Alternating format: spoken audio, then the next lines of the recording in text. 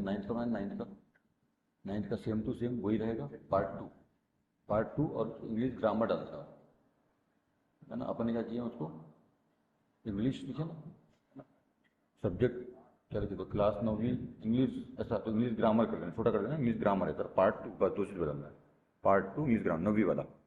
10वीं का भी करना है, अभी 9वीं का कर लेते हैं।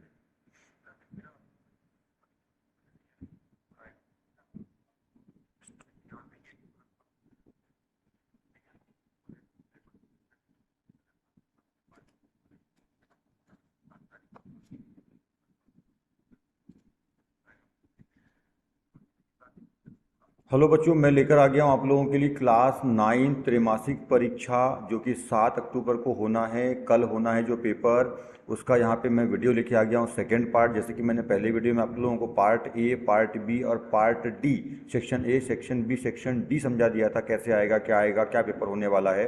अब मैंने आपको बताया था पार्ट फर्स्ट में, पहले वीडियो में मैंने बताया था आपको, पहले वाले भाग में मैंने बताया था कि जो सेक्शन सी, देखिए सेक्शन सी जो है ग्रामर वाला पार्ट हो, मैं पार्ट 2 में डालूंगा, तो ये पार्ट 2 आप लोगों के लिए मैंने ला दिया है ना। इसका सॉल्यूशन मैंने ला दिया। यहाँ पे आप देख रहे हो 7वां क्वेश्चन जो है, fill in the blanks choosing the correct alternative given in the brackets any 5, कोई 5 बनाना है, 5 नंबर का आपको जो है यह प्रश्न आएंगे। और यहाँ पे आप देख पा रहे हैं, यहाँ पे 7 क्वेश्चन दिए हैं, है ना, 7 प्रश्न यहाँ पर आए हुए हैं, ठीक है। 7वें क्वेश्चन में 7 प्रश्न है, कोई भी 5 आपको बनाना है। मैं सातों के आपको आंसर बता दे रहा हूँ, ठीक है। इसको बहुत ध्यान समझ लीजिए, ग्रामर ऐसे ही आनी है आपको। यहाँ पे आप देख पा रहे हो 2 नंबर की जो है आर्टिकल आई हुई है, एक यहाँ पे डिटर्मिनर्स आया हुआ है, एक यहाँ पे वर्ब आई है, एक यहाँ पे डिटर्मिनर फिर से आ गया, मतलब 2 डिटर्मिनर्स आए हुए हैं, ठीक है। यहाँ पे देखो प्रीपोजिशन आया हुआ है, यहाँ पे प्रीपोजिशन मतलब 2 प्रीपोजिशंस आ गई है, देखो 2 प्रीपोजिशंस आ गई है, 2 डिटर्मिनर से, 2 आर्टिकल से, और एक यहाँ पे नाउन मतलब सॉरी वर्ब आ गया है, ठीक है। तो डिटर्मिनर्स 2 हैं ना। ये इस तरह से जो है आपका पेपर है, बहुत सिंपल ईजी पेपर बिल्कुल आएगा आप लोगों को, और बहुत सावधानी से बन जाएगा। मैंने आप लोगों को ग्रामर में बहुत अच्छा पढ़ाया हुआ है, देख लीजिएगा, ठीक है। चलिए शुरू करते हैं। तो पहला जो क्वेश्चन है, देखिए यहाँ पे पहला क्वेश्चन क्या है, blank sun rise in the east, ठीक है। ऑप्शन आपको यहाँ पे इनपुट करना है, आपको ऑप्शन दिया हुआ है, ब्लैंक में क्या आएगा, ए एन द। तो आप देख रहे हैं ए एन द का प्रयोग सबको समझ में आ रहा है कि यहाँ पे क्या है, आर्टिकल का यूज़ करना है। और आप लोगों को मालूम है सामने सबसे पहले जो है खालिस्तान है, तो सन लगा हुआ है। सन जो है ना, सन मतलब सूर्य जो है एकलौती चीज़ है ना, एक ही है। सन जो है पूरे ब्रह्मांड में सूर्य नाम का एक ही जो है तारा है, ठीक है। तो इसके लिए क्या लगेगा, द लगेगा। आप लोगों को मालूम है द आर्टिकल का प्रयोग कहाँ पर होता है, एकलौती चीज़ों के सामने होता है, बिल्कुल सिंपल सा लफ्ज़ में ध्यान रखिए, क्या का प्रयोग हो जाएगा, यहाँ पे द का प्रयोग हो जाएगा, यहाँ पे क्या आ जाएगा, खालिस्तान में द आ जाएगा, ठीक है, पहला वाला ऑप्शन। दूसरे में देखते हैं, he is Khalistan engineer. Engineer देखो यहाँ पे इंजीनियर का ई, सबसे पहला अक्षर क्या है, यहाँ पे ई है ना। मैंने आपको मालूम पता है कि यदि मान लो आपका जो है जिसके सामने आर्टिकल यूज आपको करना है, उसका पहला अक्षर यदि हिंदी स्वर है तो किसका प्रयोग करना है, एन का, और हिंदी व्यंजन है तो किसका प्रयोग करना है, ए का। तो इंजीनियर का पहला अक्षर जो है ई आ रहा है, और ई जो है हिंदी का क्या होता है, स्वर होता है, इसलिए किसका प्रयोग होगा, इसमें एन का प्रयोग हो जाएगा बेटा। यहाँ पे क्या आ जाएगा, एन, क्या बन जाएगा, ही इज एन इंजीनियर बन जाएगा। पहले वाले में द, दूसरे वाले में एन, ठीक है। तीसरा, there is not blank water in the pool, ठीक है। पुल में जो है, पुल का मतलब यहाँ तालाब है ना, पुल का मतलब यहाँ तालाब से, तालाब में कुछ भी पानी नहीं है।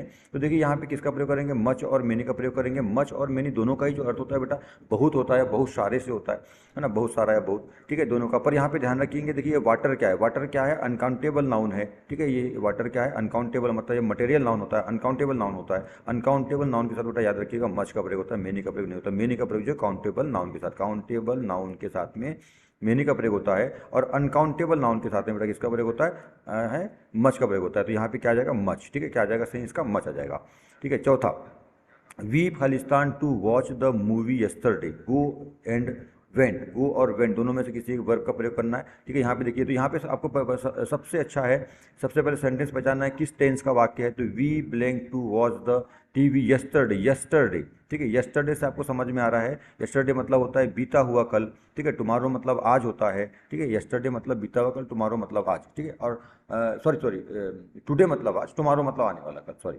टुमारो मतलब आने वाला कल, ठीक है, और टुडे मतलब आज। यस्टरडे मतलब बीता हुआ कल, बीता हुआ कल मतलब ये पास्ट की बात चल रही है बेटा, तो पास्ट के लिए पास्ट वाली वर्ब आएगी, तो गो का पास्ट क्या होता है, वेंट होता है। यहाँ पे सही प्रयोग हो जाएगा किसका, वेंट का। क्या आ जाएगा बेटा, we went to watch the movie yesterday, went आ जाएगा यहाँ पे सेकंड।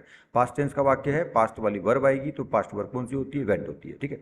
नेक्स्ट देखते हैं 5वां क्वेश्चन, आई डिड नॉट या didn't, I did not buy खालिस्तान मैंगोज, ठीक है। तो यहाँ पे सम और एनी, तो आपको देखो बेटा यहाँ सम और एनी फिर डिटर्मिनेंट्स आ गए हैं। और याद रखना देखो यहाँ पे नेगेटिव सेंटेंस है, नेगेटिव सेंटेंस के साथ हमेशा कौन सा वाला डिटर्मिनेंट्स आता है, सम और एनी में एनी वाला आता है बेटा, ठीक है। नेगेटिव सेंटेंस रहेगा तो एनी, नेगेटिव और इंटरगेटिव सेंटेंस के साथ एनी का प्रयोग होता है, और अफर्मेटिव सेंटेंस जो होता है, पॉजिटिव सेंटेंस जो होता है उसके साथ सम का प्रयोग होता है। तो यहाँ पे क्या आ जाएगा बेटा, एनी, एनी मैंगोज आ जाएगा, ठीक है। नेक्स्ट क्वेश्चन देखते हैं, क्रिसमस इज सेलिब्रेटेड ब्लैंक 25 दिसंबर, 5 दिसंबर, है ना। तो यहाँ पे देखिए बेटा याद रखना है कि ये आर्टिकल यहाँ पे आ गया, इन या ऑन का अपन प्रयोग करेंगे। इन या ऑन में से क्या यहाँ पे आएगा, है ना, ब्लैंक में। तो याद रखिए जब भी कभी कोई समय दिया होता है, ठीक है ना, डेट दी रहती है, तारीख और तारीख दिन दिया रहता है, कोई महीना दिया रहता है, तारीख दिन दी रहती है, तो ऐसी स्थिति में किसका प्रयोग करते हैं, ऑन का प्रयोग करते हैं, इनका प्रयोग नहीं होता बेटा। यहाँ पे ध्यान रखना, इसका क्या अर्थ निकल रहा है, क्रिसमस 25 दिसंबर को आता है। यहाँ पे ऑन का मतलब इसका एक अर्थ ऐसा भी होता है कि क्रिसमस 25 दिसंबर पर आता है, ठीक है। यहाँ पे ऑन का मतलब पर या को से आप निकाल सकते हो। तो यहाँ पे याद रखिएगा कोई भी ऐसा दिन या दिनांक दिया हो तो उसके लिए ऑन का प्रयोग होता है, इनका प्रयोग नहीं होता है, सही आएगा यहाँ पे ऑन। नेक्स्ट देखते हैं, every year thousand of people die blank cancer, ठीक है। कैंसर से जो है हर साल जो है बहुत सारे लोग जो है कैंसर से मरते हैं यहाँ का। तो याद रखिएगा, मैंने आपको बताया भी हुआ है और आपने पढ़ा हुआ है कि कैंसर की बीमारी यानी किसी भी बीमारी का नाम है तो कौन सा आर्टिकल प्रयोग होता है बेटा, फ्रॉम, यहाँ पे आ जाएगा from cancer, die from cancer, है ना। किसी भी यदि बीमारी का नाम है तो उसके पहले जो आर्टिकल यूज होता है वो क्या होता है, किसी बीमारी से यदि कोई व्यक्ति मरता है, बीमारी से यदि कोई व्यक्ति मरता है तो उसके लिए यदि अपने को प्रिपोजिशन यूज करना है तो कौन सा प्रिपोजिशन यूज करते हैं बेटा, वहाँ पे फ्रॉम। ऑफ नहीं करना, ऑफ का यूज नहीं होता है इसमें, इस कंडीशन में, ठीक है। याद रखिएगा फ्रॉम का यूज होगा, यहाँ पे क्या आ जाएगा, फ्रॉम आ जाएगा, ठीक है। तो इस तरह से ये 7 क्वेश्चन मैंने आपको हल करा दी, इसमें से कोई भी आपको 5 बनाना है।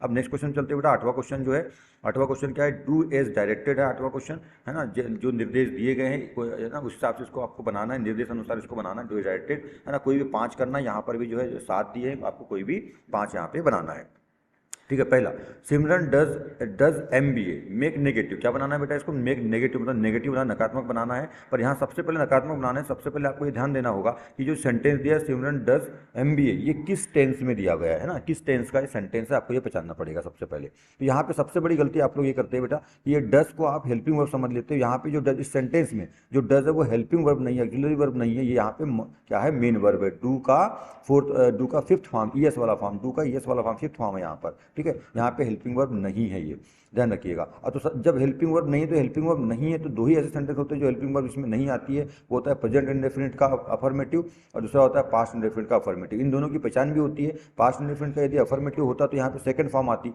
वर्ब की सेकंड फॉर्म आती, डू ना आकर के यहाँ पे क्या आता, वाज आता। तो ऐसा यहाँ पे नहीं है। इसका मतलब ये है, इसका मतलब यहाँ पे जो है ये जो सेंटेंस है काय का है, प्रेजेंट इंडेफिनिट का अफर्मेटिव सेंटेंस है। और यहाँ पे ये मेन वर्ब, ध्यान रखिए, डज यहाँ पे हेल्पिंग वर्ब नहीं है, क्या है, मेन वर्ब है। तो इसको अपन कैसे बनाएंगे ध्यान रखिए, इसको थोड़ा लिख लीजिएगा, नोट कर लीजिएगा, क्योंकि मैं यहाँ पे लिखूंगा तो ये क्या है, इसे ठीक से लिखाता नहीं है ना, आपको समझ में नहीं आएगा इससे। तो यहाँ थोड़ा सा आप लोग कापी में लिख लीजिएगा यदि आप चाहें इसका लिखना चाहें तो क्या बनेगा, देखिए सिमरन और नेगेटिव बनाना है तो सिमरन और ये काय का सेंटेंस है, प्रेजेंट इंडेफिनिट का अफर्मेटिव, प्रेजेंट इंडेफिनिट में ही बनेगा, प्रेजेंट इंडेफिनिट का नेगेटिव उसको बनाएंगे अपन।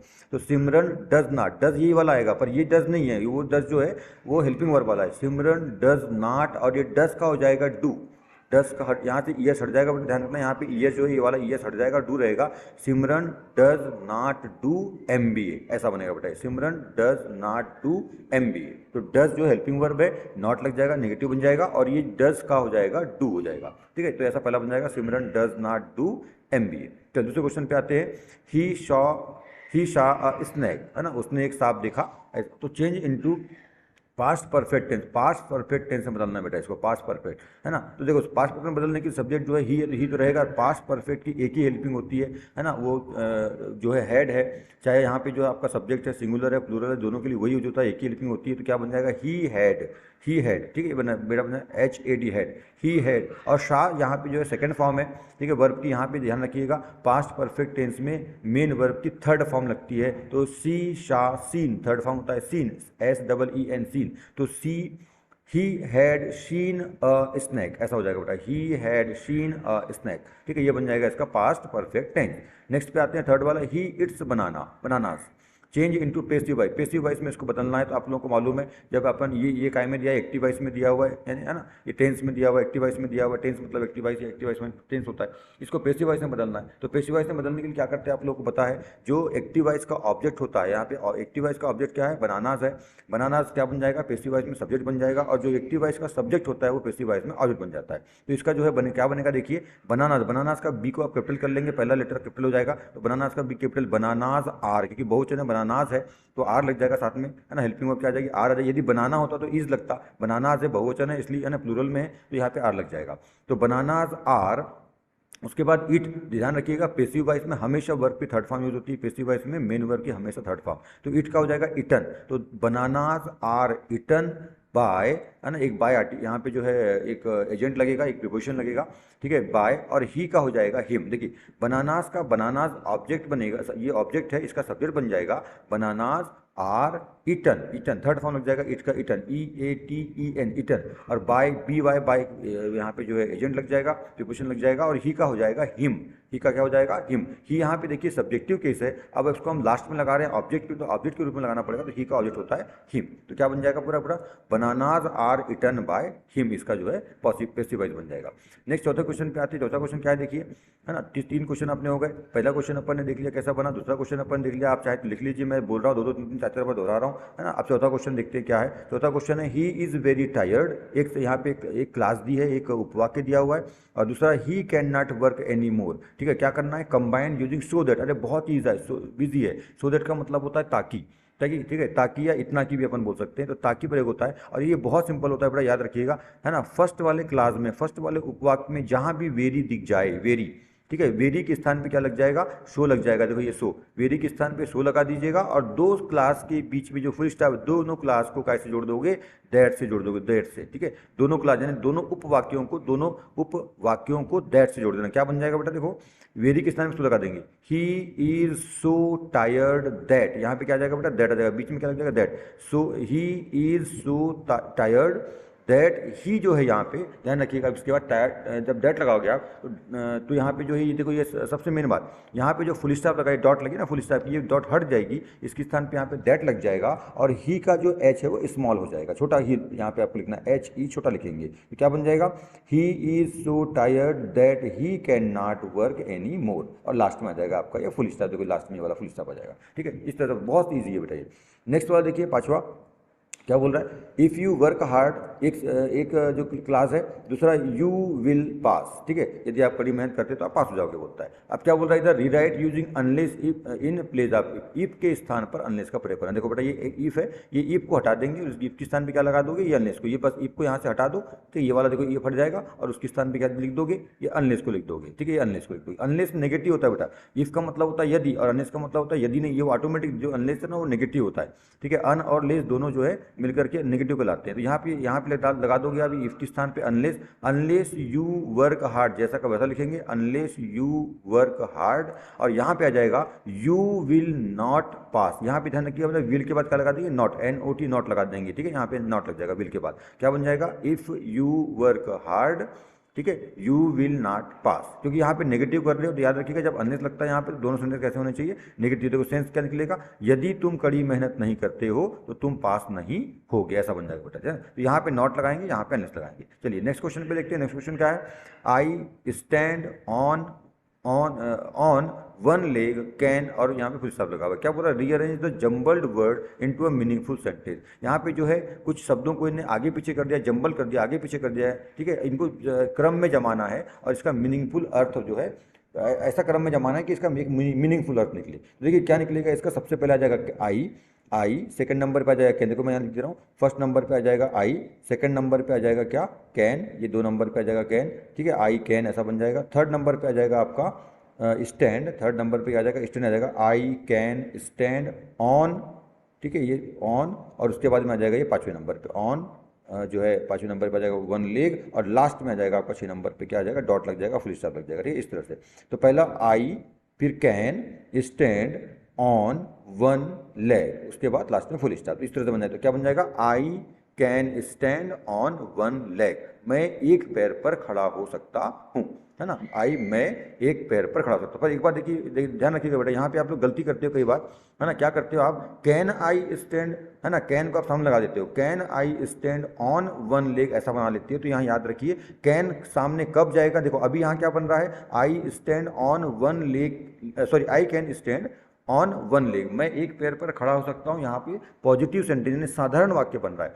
आपको उसको इंट्रागेटिव मतलब प्रश्नवाचक नहीं बनाना है। प्रश्नवाचक कब बनेगा बेटा, जब यहाँ पर क्वेश्चन मार्क आता है, जैसे डॉट लगे ना पुलिस स्टार, यदि यहाँ पे क्वेश्चन मार्क दिया होता मान लीजिए, तो फिर क्या बनता है, ये can I stand on one leg, क्या मैं एक पैर पर खड़ा हो सकता हूँ, और लास्ट में क्वेश्चन मार्क लगता। तो यहाँ पे क्वेश्चन मार्क नहीं दिया है, इसका मतलब ये है कि इसको आपको पॉजिटिव बनाना है, ठीक है, ध्यान रखिएगा।